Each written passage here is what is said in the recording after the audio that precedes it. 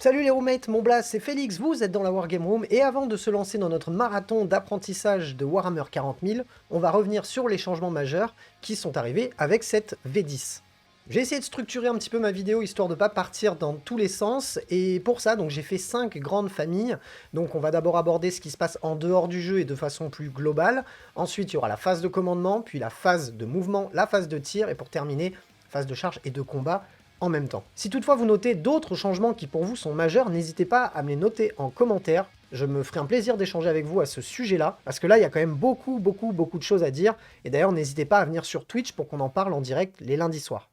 Dans l'immédiat, il n'y a plus de schéma d'armée imposé, c'est-à-dire que tant qu'on a un personnage, on peut incorporer tout ce qu'on veut dans notre armée, tant qu'on n'utilise pas 3 fois le même datasheet, ou encore 6 fois le même datasheet si on parle de battle line. Quant à la sélection des missions et des objectifs, ils vont se faire via des cartes qui, eux, sortent en même temps que cette nouvelle version. On a donc la possibilité de les jouer à l'avance, ou encore de le faire de manière totalement aléatoire, un petit peu à la manière du Maelstrom of War. Mais le changement majeur au niveau des objectifs et des missions, c'est ces nouvelles cartes dites Gambit, que l'on va pouvoir activer ou non plus tard dans la partie pour relancer un petit peu sa bataille. Pour rappel, ces objectifs-là remplaceront complètement l'objectif primaire de la mission, et si on arrive à les atteindre, on marquera beaucoup plus de points, ce qui pourrait renverser une partie. Ou encore plus l'enfoncer, bien évidemment. En termes de lisibilité, Games Workshop a surtout travaillé sur les fiches techniques de ces unités, puisqu'elles incorporent désormais beaucoup plus d'informations qu'avant. Hormis l'habituelle ligne de statistiques, on a beaucoup de règles spéciales, ainsi que tout l'armement disponible sur les figurines de ces unités. Le petit point négatif, c'est qu'il y a encore pas mal de règles, notamment autour des mots-clés, ou encore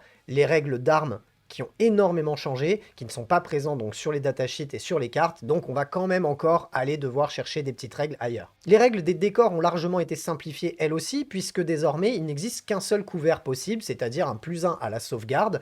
La seule chose qui va vraiment différer, c'est comment on va obtenir ce bonus de couvert. Parfois en étant que partiellement visible, parfois en étant juste dans un décor, ou parfois en étant derrière un décor. Il va y avoir quelques règles spéciales, notamment autour des forêts et des ruines. Sinon, pour tous les autres décors, les règles vont être assez lisibles et faciles à apprendre. Les stratagèmes ainsi que les points de commandement sont eux aussi largement diminués, puisqu'on n'aura plus de points de commandement avant le début de la bataille, hormis certaines règles bien évidemment. On va gagner comme d'habitude un point par tour de joueur, et on pourra en récupérer un avec une règle spéciale une fois par round de bataille uniquement, donc quand même beaucoup moins, puisqu'avant on partait avec un pool de points de commandement, ce qui n'est absolument plus le cas. En plus de ça, les stratagèmes ont eux aussi été largement diminués, puisque Games Workshop annonce qu'on aura à peu près 6 stratagèmes par armée, en plus des stratagèmes de base qui eux par contre ont pas mal évolué. En termes de cohésion d'unité, il n'y a pas d'énormes changements en ce qui concerne la règle pure et dure. Par contre, au niveau du compte des figurines, avant c'était à partir de 6 et plus, maintenant on passera à partir de 7 et plus. L'objectif là est de pouvoir jouer les unités de 3 en x2 sans pour autant avoir des problèmes de cohésion. Autre changement lié aux unités, elles peuvent désormais être accompagnées par des personnages. Dans les datasheets de chacun de nos QG, on va avoir la possibilité sur certaines figurines d'accompagner une escouade. Par exemple, le Psyker Terminator pourra accompagner n'importe quelle escouade de Terminator. Ce qui va nous donner des règles en plus, et le fait de protéger son personnage encore plus facilement qu'en les mettant derrière des unités comme on le faisait avant. Les règles concernant les renforts stratégiques ont elles aussi pas mal changé, puisque désormais, en tout cas dans l'état, comment on lit les règles, je pense qu'on aura besoin de clarification, mais dans l'état, les figurines qui sont en frappe en profondeur et non pas en réserve stratégique sont considérées comme de la réserve stratégique, mais pas au regard de toutes les règles. En gros, désormais, les réserves stratégiques ne peuvent compter que 25% du total de notre armée. Si on joue par exemple à 2000 points, on ne pourra mettre en réserve stratégique que 500 points d'armée. Ne compte pas là-dedans les aérodynes, et selon moi, ne compte pas là-dedans non plus les frappes en profondeur. C'est pas ultra clair au niveau des règles, en tout cas moi comment je les vois, c'est comme ça que je le lis. Et tout ce petit monde pourra arriver, comme d'habitude, à partir du tour 2, mais par contre pourra arriver jusque même au tour 5. La tenue des objectifs a elle aussi pas mal changé, et là encore une fois je pense qu'il va y avoir besoin de clarification, parce que j'ai quand même posé la question pas mal de fois autour de moi, et les réponses ont été assez différentes. La règle en elle-même nous dit que pour contrôler un objectif, il faut y être apporté donc à 3 horizontalement ou 5 verticalement. Et dans la suite des règles, c'est là où je trouve que c'est pas super clair. On nous explique qu'il faut comparer donc son objectif contrôle avec l'objectif contrôle de l'adversaire. Jusqu'ici, rien de bien compliqué. Par exemple, une unité qui a objectif contrôle 2, qui a 5 figurines sur un objectif, si notre adversaire en a 10, bah lui forcément, 10 x 2 ça fait 20, nous 5 x 2 ça fait 10, bah on en a moins que lui, c'est lui qui contrôle l'objectif. Jusqu'ici, tout va bien. Le souci, c'est qu'il n'y a aucune précision lorsqu'on se retrouve tout seul sur un objectif. Et moi, comme je lis cette règle, eh bien selon moi, on contrôle un objectif du moment qu'on est à portée, puisque la suite de la règle précise qu'il faut comparer avec l'adversaire qui lui aussi est à portée d'objectif. Alors qu'est-ce qu'il se passe quand on n'a pas d'adversaire à portée d'objectif? On a tout de même des figurines dessus, selon moi, on devrait pouvoir le contrôler. Ça sera à préciser puisque j'ai quand même beaucoup de personnes qui me disent que non, si tu as objectif contrôle 0, quoi qu'il arrive, tu ne peux pas prendre un objectif. Et ça serait un changement plus que majeur dans le jeu.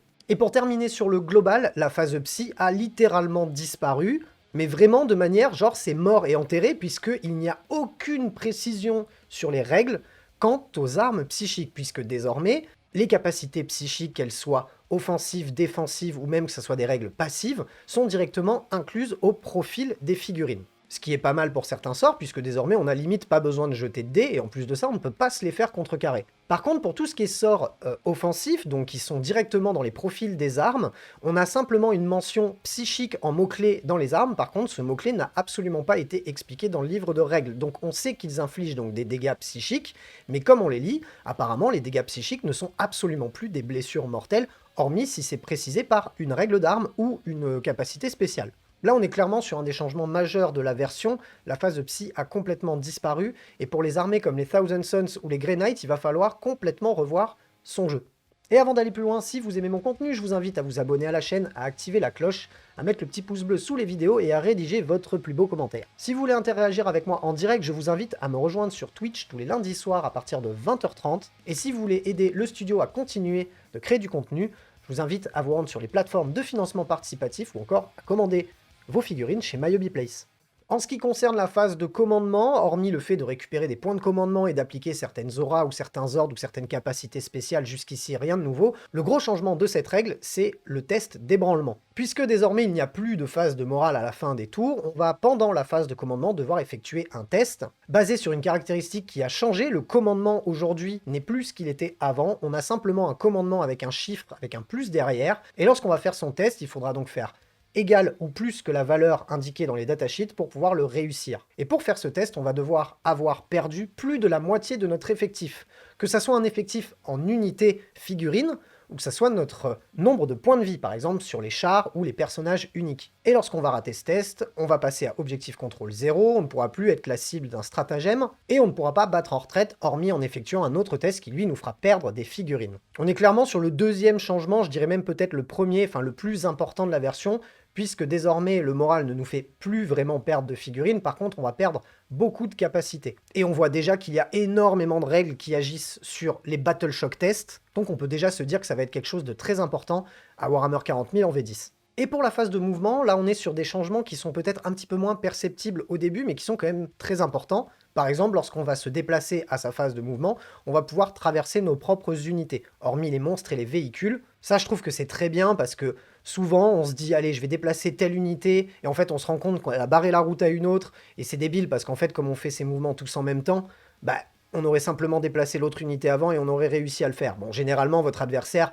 n'était pas débile, il vous laissait changer ou considérer qu'on a déplacé cette unité avant l'autre. Donc ça, je trouve que c'est une simplification et c'est une bonne chose. Et en parlant de traverser ses propres figurines, ce qui va pouvoir se passer lorsqu'on va vouloir se désengager d'un corps à corps, c'est que l'on va pouvoir ici traverser les figurines ennemies. Et ça, c'est super important, puisque désormais, ça va être beaucoup plus difficile que notre adversaire cercle notre unité. On appelait ça, vous savez, le cercueil. Et bah du coup, là, ça va être beaucoup moins facile. Bien évidemment, tout comme la phase de mouvement, on ne pourra pas traverser les véhicules et les monstres. Concernant les unités avec le vol, désormais, on peut traverser donc les figurines ennemies comme si elles n'étaient pas sur le champ de bataille, puisqu'on va voler par-dessus. Par contre, aucune mention concernant les décors à la phase de mouvement. Par contre, on nous précise bien qu'à la phase de charge, si l'on veut terminer un mouvement sur un décor pour pouvoir taper sur une unité, on va devoir prendre sa mesure en diagonale et non plus à plat comme on le faisait en V9. Donc là aussi, gros changement, puisque avant, à la charge, on ne pouvait pas traverser les figurines ennemies. Là, on peut le faire si on a le mot-clé vol. On ne pourra juste pas terminer un mouvement en engagement avec une unité ou terminer une charge avec une unité qu'on engage alors qu'on ne l'a pas déclarée en charge. Mais il manque une petite précision sur cette histoire de diagonale puisqu'elle n'est pas mentionnée par rapport au déplacement. Donc moi, comment je le lis, c'est que pour se déplacer au-dessus des figurines, pas de problème, on va mesurer ça rectiligne à l'horizontale. Par contre, dès qu'on va vouloir se déplacer par-dessus un bâtiment, eh bien on va devoir faire diagonale pour passer au-dessus et diagonale pour retomber en bas. Donc la mesure sera plus du tout la même puisqu'avant on avait simplement à mesurer à l'horizontale et on pouvait se déplacer où on voulait. Bien évidemment, si on combine avec le mot-clé infanterie qui passe à travers les ruines et tout, etc., effectivement, là, on pourra mesurer à l'horizontale. Changement de règle au niveau des transports, puisque désormais, on peut débarquer après que le véhicule ait bougé.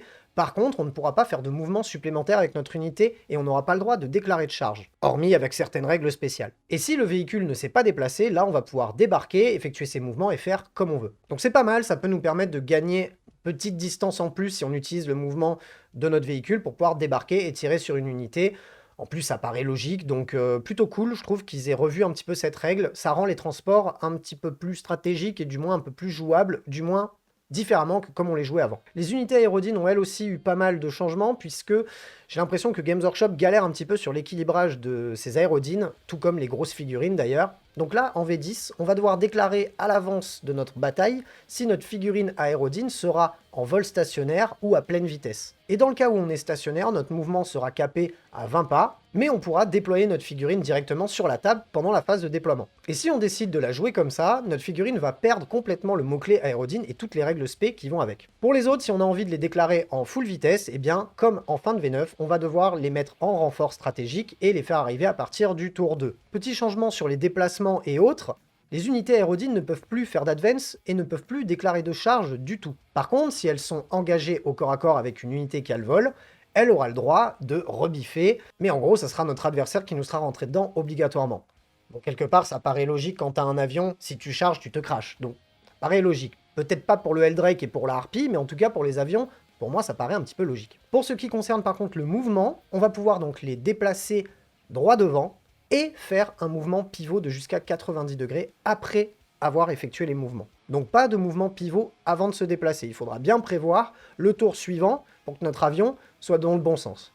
En ce qui concerne la phase de tir, on a quelques changements. Le plus gros, c'est l'ajout de plein de mots-clés d'armes. Avant, on avait tir rapide, assaut, arme lourde.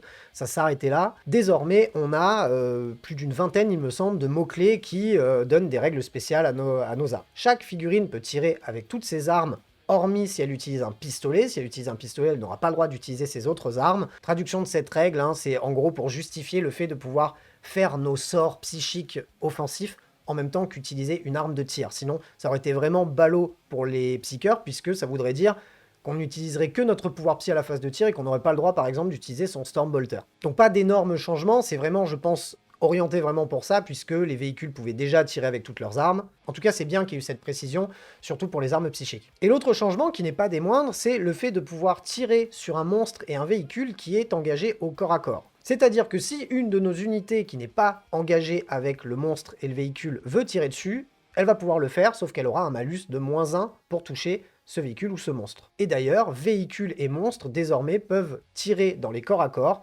sauf avec leurs armes à blast. Ils devront par contre cibler obligatoirement une des unités avec lesquelles ils sont engagés. Ils ne pourront pas tirer sur autre chose. Et en ce qui concerne la phase de charge ainsi que la phase de combat, on a tout d'abord une précision sur la manière dont on va pouvoir se déplacer et consolider, puisque Games Workshop explique que, en gros, du moment qu'on peut se mettre socle à socle avec une unité ennemie lorsqu'on a réussi sa charge, il va falloir le faire. Si on ne peut pas le faire, il faudra quoi qu'il arrive qu'on soit en cohésion avec notre unité et qu'on soit à portée d'engagement, c'est-à-dire que on devra absolument avoir nos figurines de devant soclées contre les figurines ennemies, ou à moins d'un pas, et le reste de nos figurines devront être socle à socle avec nos figurines à nous pour pouvoir aussi taper et donc être en cohésion d'unité et à portée d'engagement. En gros, c'est fini le cordon pour avoir ta petite aura qui était restée un petit peu derrière, ça c'est mort, on peut absolument plus le faire. Et pour le mouvement de consolidation, les figurines que l'on va bouger vont devoir se rapprocher des figurines ennemies les plus proches. Ça va être donc beaucoup plus compliqué d'effectuer nos petits mouvements un peu sournois pour essayer de se mettre tout autour de l'unité, rapprocher les autres, etc. Ça va être beaucoup moins possible, puisque là aussi c'est précisé que du moment qu'on peut se mettre socle à socle avec une unité